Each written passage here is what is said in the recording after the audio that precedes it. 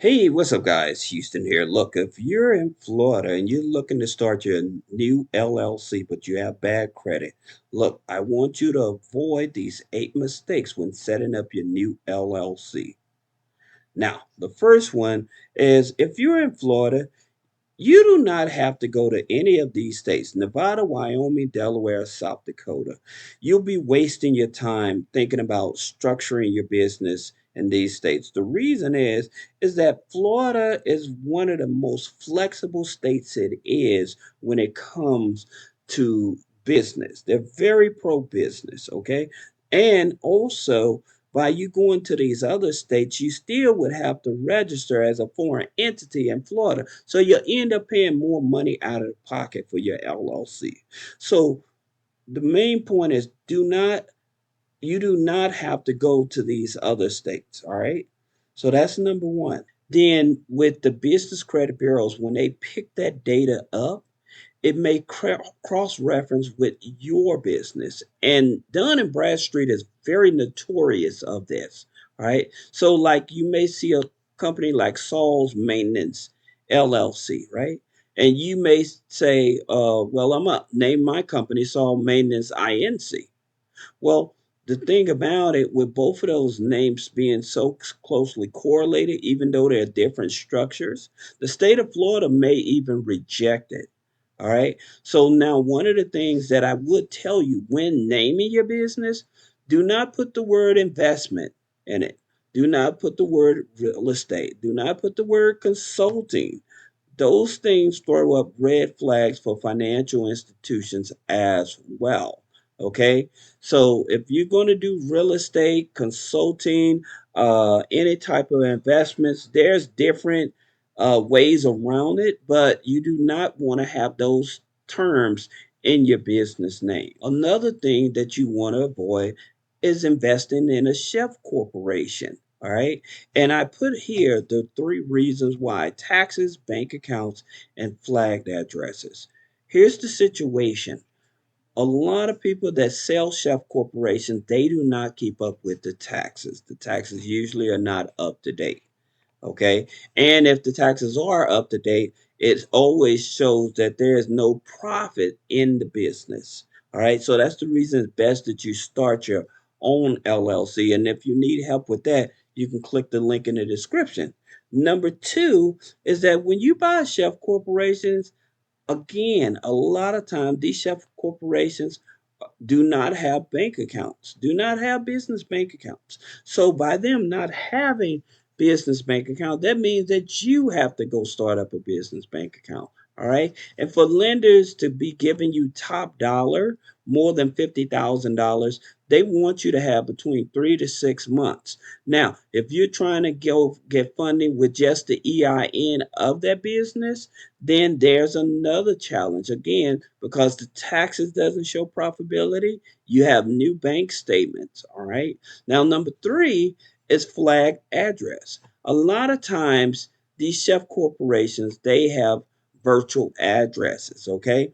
And these are addresses that's been recycled. Okay. And what happens is sometimes these chef corporations may have been shut down or dissolved, but they never settled the debt when they got funding under these here corporations, right? So there's phantom debt. So when you buy that chef corporation, what ends up happening is that you may reactivate that debt and now you're the holder of that debt. And yes, it does happen.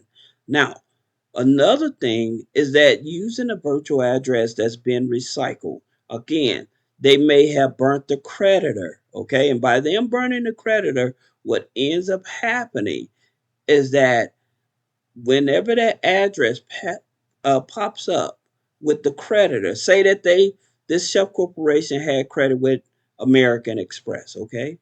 So then it shut down. Then you bought that chef corporation. Then you try to go get an account with American Express. Because of that address, even though you're a separate owner of it, then you are going to be flagged and they won't open up the account for you.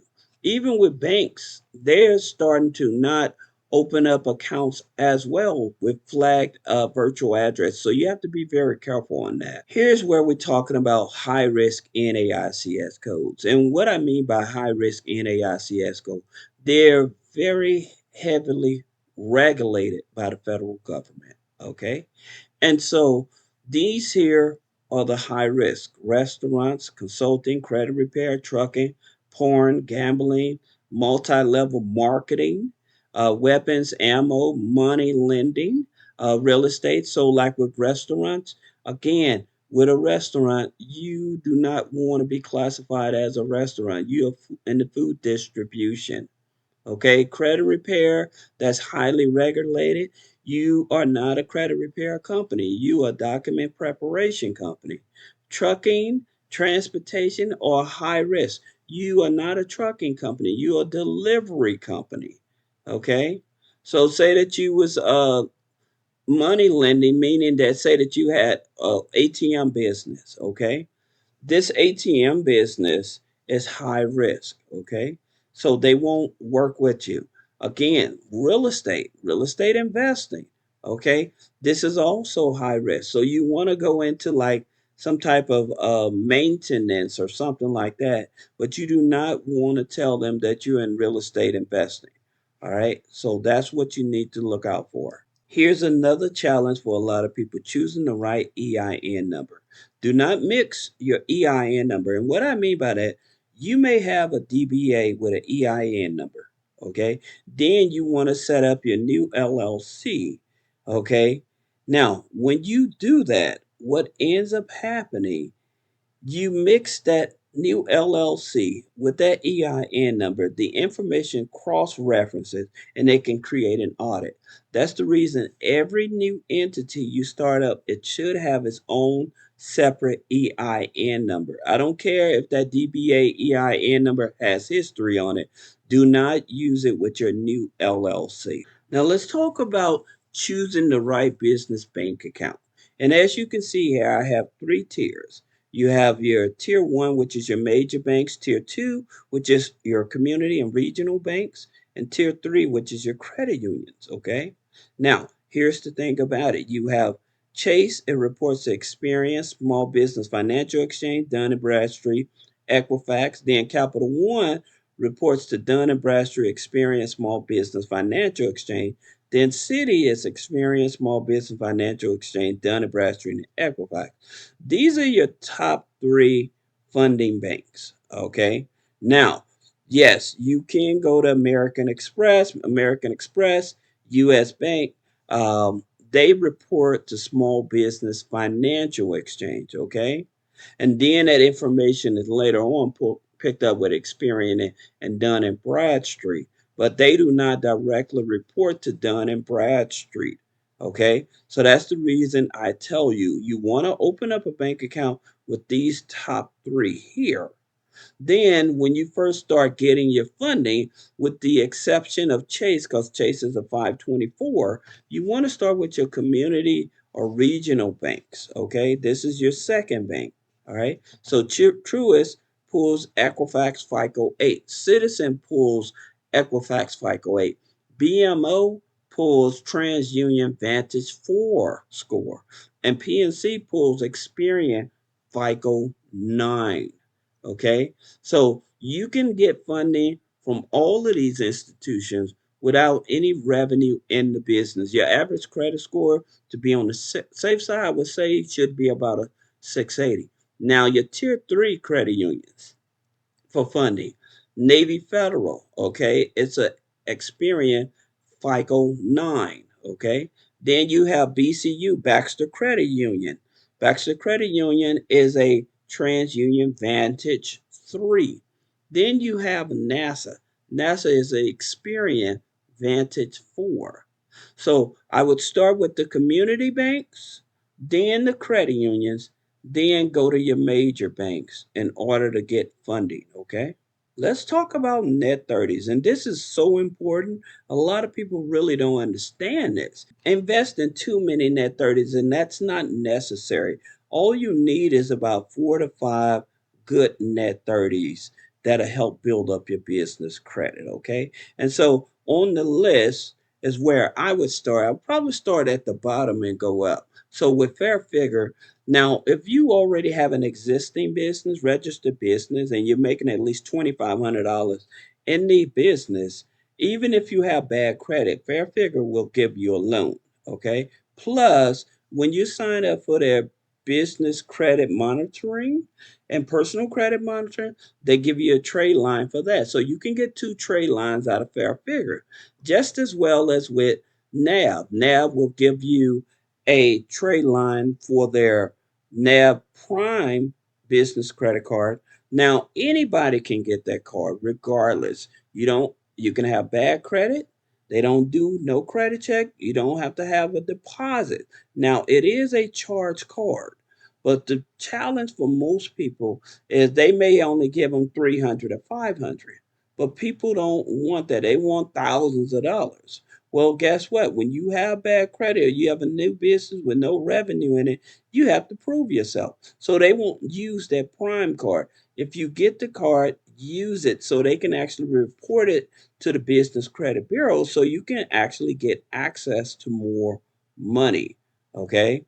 So they have two trade lines they'll give you. They'll give you one for the NAB Prime card as well as for the business credit reporting bureaus. Okay. And so with these two alone, that'll give you four trade lines on your business credit file. All right. Now, you have Wise Business Plan. They offer business plans as well as other business credit items, and they report to Equifax, Experian, and Dun and Bradstreet. All right, so they are very good one. Then you have Shirty. Shirty is supported by Dun and Bradstreet. Okay, and then they also report to Experian and Equifax, Credit Safe, Small Business, Financial Exchange, and Sonia PayNet and National Association of Credit Management. You also have Summa Office, and I'll have some of these links in the description for you all to take a look at. But I would definitely tell you if you're trying to build a foundation and you have bad credit, you want to start with these here trade lines. You don't have to go overboard. If you start with these here, patronize these companies, and they'll start reporting to the major credit business credit bureaus that'll help you. So yeah, Summa Office Supplies, which reports to Experian and Equifax. Then you have Credible. Now with eCredible, they'll report your utilities to the business credit bureaus as well. Let's talk about getting your first business credit card. Like I was discussing, the NAB Prime would be your first business credit card. Again, it's a charge card, but it's no credit check, no money down. Okay. Then you have the Capital One Spark Classic. If you have at least a 580 credit score, this Capital One Spark Classic card is the business card you want. Okay. Now they usually start you out 2, 3 thousand, even with bad credit. All right. Now you can actually still qualify for this card, even if your account on the personal side with Capital One has been expired over 1 year. All right. Now, you also have Corpay. Now, with Corpay, they offer a credit card. It's like a charge card. 600 credit score. They pull Experian, FICO 8 as well. Then you have the Bank of America secured card. You would need $1,000 to put down on the card. However, it does report to Equifax. All right. Then you have bill.com/divvy. Now, with this here card, it's revenue based, and it does report to Small Business Financial Exchange and Dun and Bradstreet. Then you have your Capital on Tap. It's also a revenue based credit card, okay? But you have to be careful with Capital on Tap because if they decide they want to do a 4506T, meaning they want to see your business taxes or they want to see invoices, then you have to produce those. If you don't, they will shut your account down. All right. Now, if you want the full business credit videos, type Houston below and I'll send those over to you as well.